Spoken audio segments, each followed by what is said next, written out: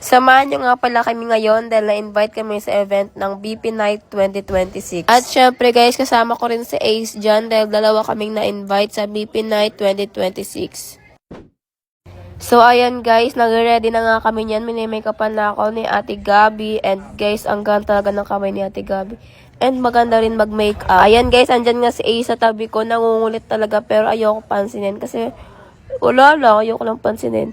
Pero guys, habang mini-makeupan kami dyan, kinakabahan na nga ako. Di ko alam kung anong gagawin ko doon sa BP Night 2026. Ang bilis nga ayusan ni Ace, kaya ayan, nagpapapansin siya dyan, nangungulit talaga. Ayan guys, tapos na nga kami ayusan dyan, kaya pupunta na kami sa event ng BP Night. So ayan guys, kakarating nga lang namin ni Ace sa event place. And grabe, di namin nakalain na sobrang pasabog ng BP Night 2026. And ayan, nag-photoshoot na nga kami kahit kakarating lang namin dahil late na kami dumating. And ayan guys, di ko nga alam yung ipopost ko dyan. Tinuturuan pa ako ni Kuya. Grabe guys, na nakita ko yung mga picture ko dyan. Ang ganda ng kuha ni Kuya.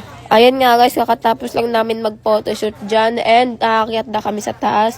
At nakasabay pa namin yung mga old members ng Manix Fam. So ayan guys, nagkukwentuhan nga kami dyan habang nag-aantay kasi need namin umakyat dyan para makapag-photoshoot na ulit. And ayan guys, nakaakyat na nga kami and grabe para kaming mga artista niyan kasi ang daming camera na nakatutok sa amin. At ayan, rumampa na nga ako dyan kahit eme-eme lang kasi wala na ako maisip na post dyan. Pero tinuturuan naman ako ni Kuyang videographer. Ayan guys, kahit anong aura na nga ginawa ko dyan, kahit anong post na lang. Pero aminin nyo, kahit anong post ginawa ko, ang ganda ko pa rin dyan. Ayan, kaming dalawa na nga na Ace yung binidyohan dyan. At syempre, nag-post din kami talaga ng bongga dyan. Grabe talaga yung experience namin dyan sa BP Night. Talaga namang nag-enjoy kaming dalawa ni Ace. And ayan guys, nag-video nga kami ulit dyan. And grabe nga si Ace, kinuha yung ilaw kay Kuya kasi may need gawin si Kuya. Kaya nag-suggest siya na siya muna yung maghahawak ng ilaw. At ayan, nag-post-post lang nga ako dyan. Ginawa ko na talaga. At syempre, dumating na si Ate Kim Cho. Ang ganda ng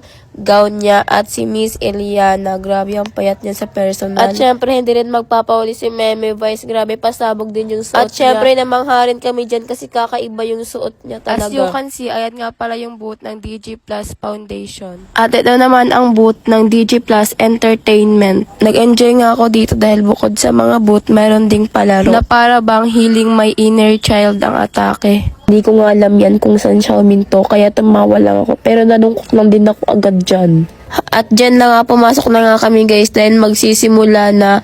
At syempre dyan din yung main event talaga na makikita mo kung saan kakanta at sasayaw yung mga artista. At ayan, sinimulan na nga ni Kuya Darren yung pagkanta. Grabe, ang ganda din ng boses niya. At syempre pagkatapos naman yan, sumunod si Ate Kim Chiu mag-perform. Grabe, ang galingan niya kasi kumakanta siya habang sumasayaw.